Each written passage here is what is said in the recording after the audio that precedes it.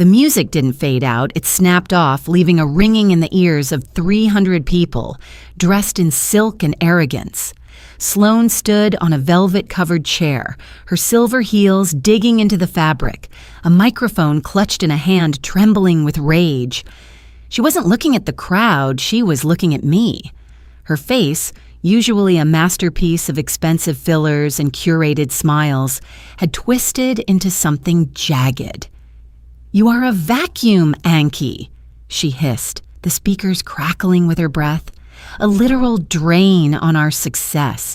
You've contributed nothing to this family but your presence, and tonight, you finally cost us more than you're worth." But let's go back 2 hours, before the silence, before the end. The gala was the launch of my son Bram's new firm, a high-stakes play for the city's skyline. In the center of the ballroom sat the centerpiece, a 5-foot-tall architectural model of the Visser Tower. It was a miracle of basswood acrylic and thousands of hours of precision laser cutting. I had spent the last 3 nights in Bram's office, my vision blurring, helping him glue the delicate structural trusses, because his own hands were shaking too hard from the pressure. I was reaching for a stray champagne flute left dangerously near the edge of the display when Sloane's silk train swept the floor like a fishing net. She didn't see me. She didn't see the model. She pivoted to laugh at a joke from a potential investor, and her elbow caught the corner of the tower. The sound wasn't a crash. It was a series of sickening rhythmic pops, the sound of weeks of labor fracturing into splinters. The Visser Tower didn't just fall, it disintegrated. The silence that followed was visceral. Bram froze, his face draining of color as he looked at the ruins of his pitch. Sloane didn't skip a beat. She turned, her eyes landing on me, and I saw the calculation happen in real time. She needed a scapegoat, and the quiet woman in the off-the-rack dress was the only target in range. "Anki, what have you done?" she gasped, her voice carrying across the marble. She stepped toward me, her perfume, something sharp and metallic, hitting me before her words did. "Your hands. I told Bram you were getting too frail for this. You've ruined him. You've ruined everything." I looked at Bram, my son, the boy I'd raised on ramen and overtime shifts after his father died. He looked at the shattered model, then at his wife, then at the partners of Lyndon and Maine who were already whispering. He didn't defend me. He didn't even meet my eyes. He just adjusted his cufflink, his jaw tight, and muttered, "Maybe you should head to the service entrance, Mom. You're making a scene. You clearly don't belong in a room like this." I didn't argue. I didn't cry. I watched a single splinter of basswood roll across the floor and stop at my shoe. "The service entrance," I repeated. It wasn't a question. It was a realization. I walked out of that ballroom with my head up, past the security guards who didn't know my name, and out into the biting humidity of the parking lot. I didn't call a cab. I walked to the edge of the fountain and pulled a burner phone from my clutch, the one I used for the business Bram didn't know I still controlled. "Casper," I said when the line picked up. "Anki, the gala should be in full swing. Is the pitch over?" "The pitch is dead, Casper. And so is the grace period. Initiate the clawback on Westgate Equity Partners. I want the commercial leases revoked, the bridge loans called in, and the corporate cards blacklisted now." There was a pause.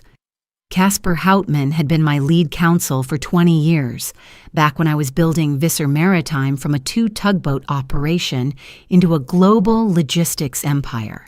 He knew what this meant. "That's the nuclear option, Anki. Bram will be in default by midnight. They'll lose the house in the morning." "He told me I didn't belong in the room, Casper. Let's see how he likes the view from the street." I sat on the edge of the fountain and waited.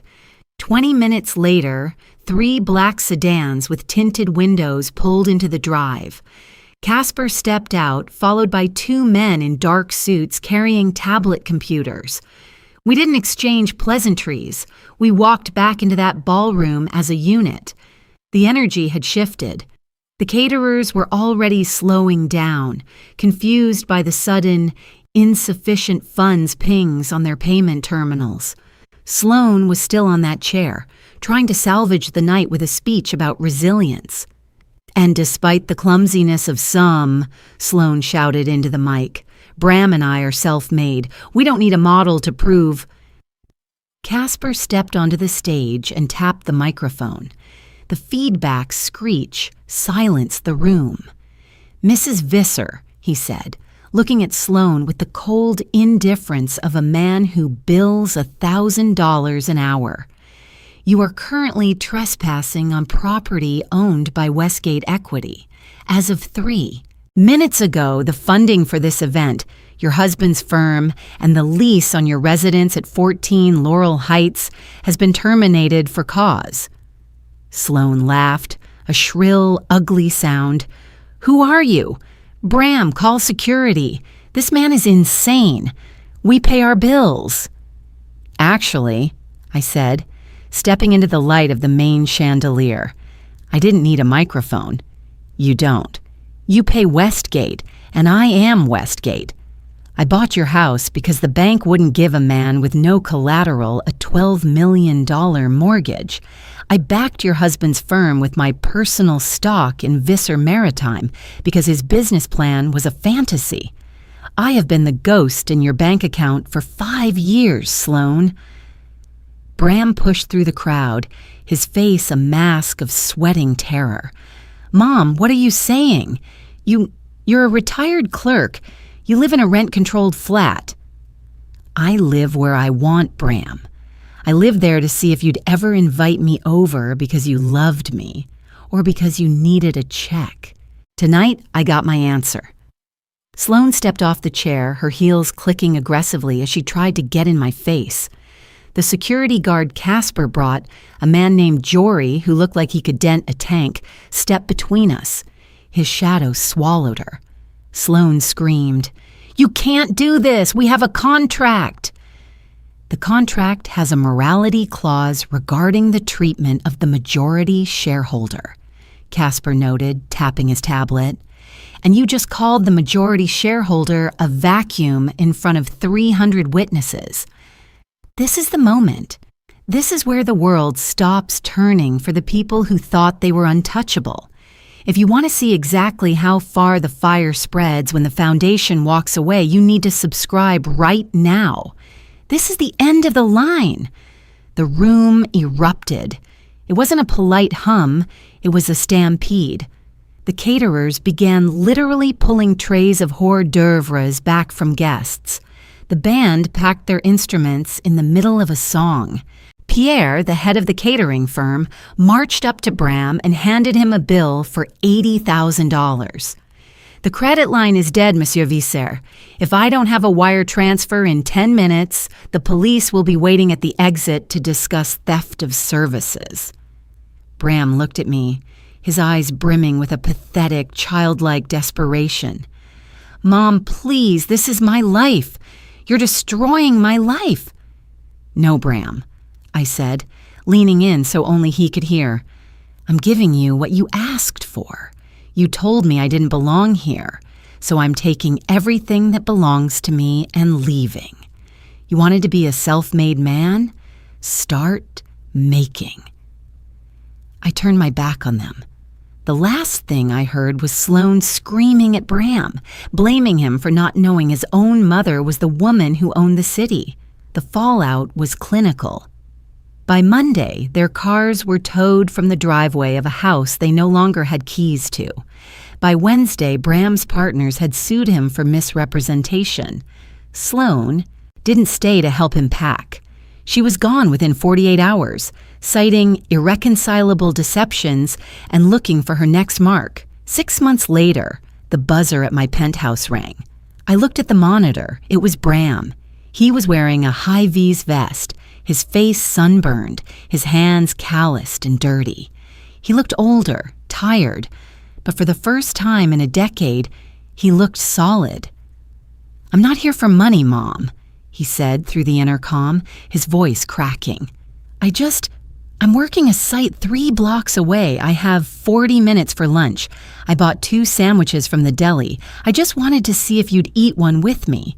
On the bench, outside." I looked at the mahogany table in my dining room, then back at the screen. I didn't unlock the main door. I put on my coat and met him on the sidewalk. We sat on a public bench, the wind whipping off the river. He handed me a turkey sub wrapped in wax paper. "I'm a junior foreman," he said, staring at his boots. "It's not much, but I earned the boots. And I earned the sandwich." I took a bite. It was the best thing I'd tasted in years. "I know, Bram," I said softly. "I was a coward," he whispered. "I let her talk to you like that because I was scared of losing the shiny things. I didn't realize the shiny things were just a reflection of you." I squeezed his hand. His skin was rough, stained with the honest grease of a day's work. "Sometimes," I told him, "you have to break the model to see how the building actually stands. My name is Visser. I am a chairwoman, a founder, and a mother, and I am exactly as useful as I choose to be."